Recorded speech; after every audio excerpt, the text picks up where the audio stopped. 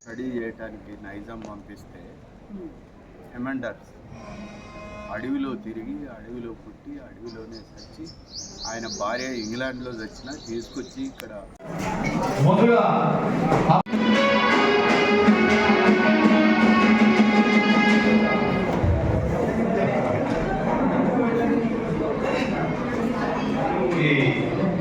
జాతీయ జెండాతోటి భారత రాజ్యాంగాన్ని పట్టుకొని ఈ యాత్ర కొనసాగిస్తున్నాం. ఈరోజు మీ వద్దకు రావడం అనేది జరిగింది.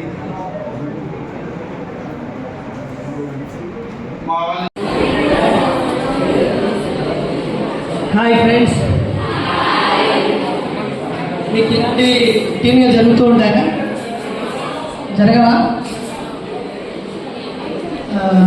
నా పేరు డాక్టర్ బైరి నరీష్.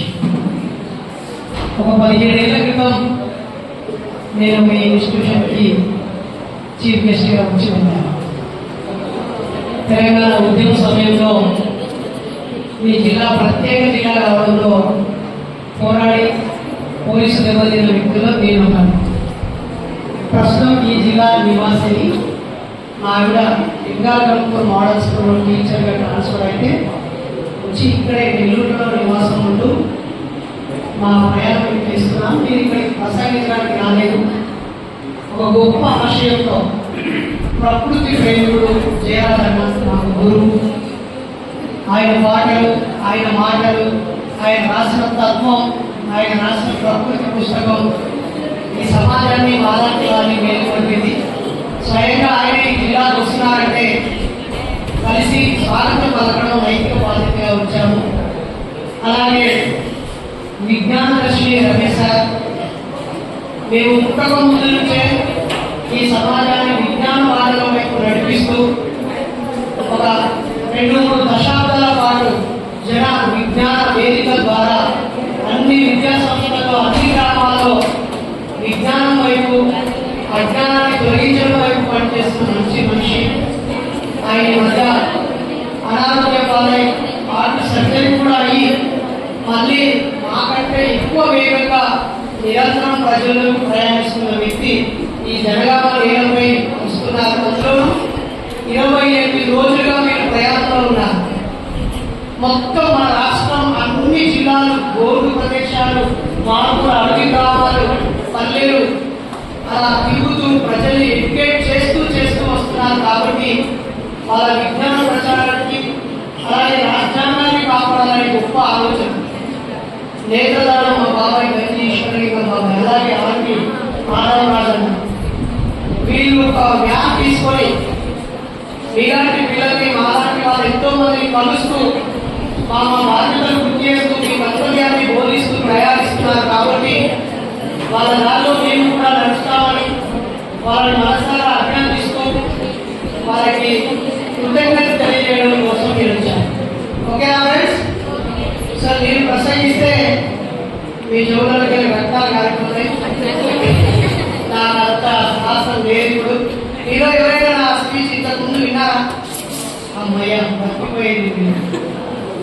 సో ఇప్పుడు 5 ప్రశ్నలు అడిగి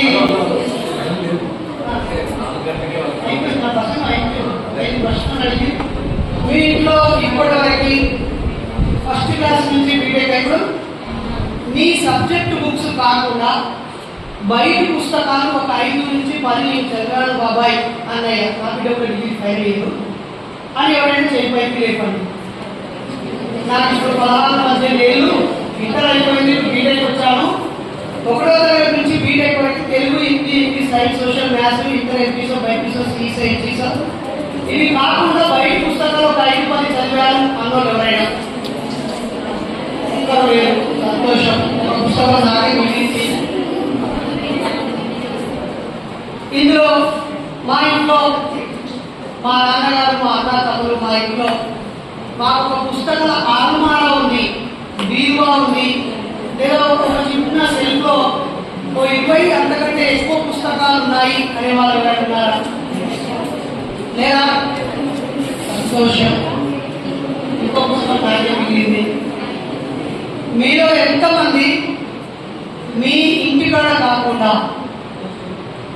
బయట స్నేహితుల ద్వారా సమాజం గురించి చర్చిస్తూ సమాజం కోసం ఒక 2 రోజులు నేను సమాజం కోసం మీరు 30 రోజులు కేటాయించింది, నేను ఒక 2 రోజులు నా జీవితంలో నా కుటుంబం బంధుమిత్రులు కాకుండా సమాజం కోసం గడిపాను అనే వాళ్ళు అడుగుతారా? మీ స్టూడెంట్ అంటే ఇక్కడ మీరు బయటపడే చేయలేదు, మీకు అభినందనలు.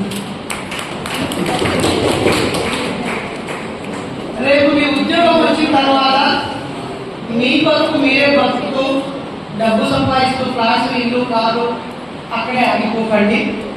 సమాజం కోసం మీ వంతు సమయం మీరందరికీ ఇచ్చినట్టుగా మీరు కూడా ఇవ్వాలని కోరుతూ, ఇక మిగతా 2 ప్రశ్నలు అడిగితే మీరు చెప్పేటట్టు లేదు. పెద్దలు అనుమతిస్తే నేను చిన్న కండువాలు తీసుకొచ్చాను ప్లాస్టిక్ కాకుండా. ఈ యాత్రలో పాల్గొన్న మొదటి నుంచి చివరి దాకా పాల్గొన్న మీ అందరికీ చిన్న అభినందించడం అనుమతి ఇవ్వాలని కోరుతూ థ్యాంక్ యూ.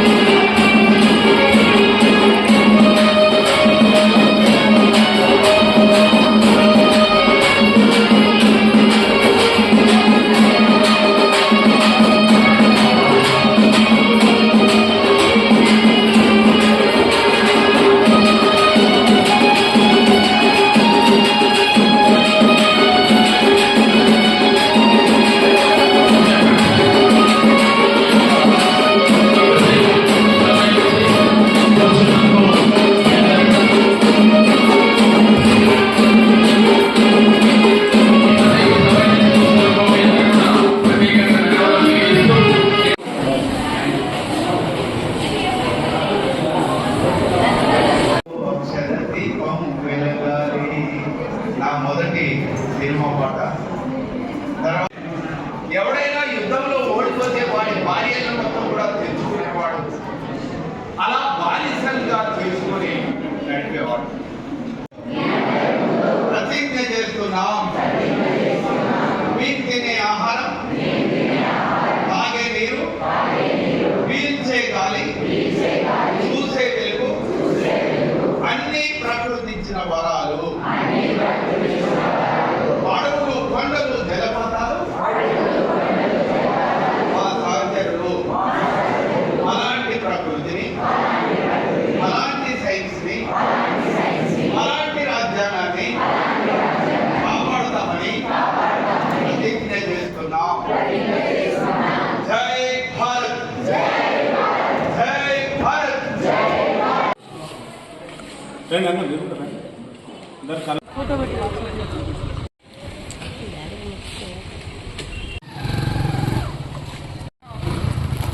ఆ పుస్తకం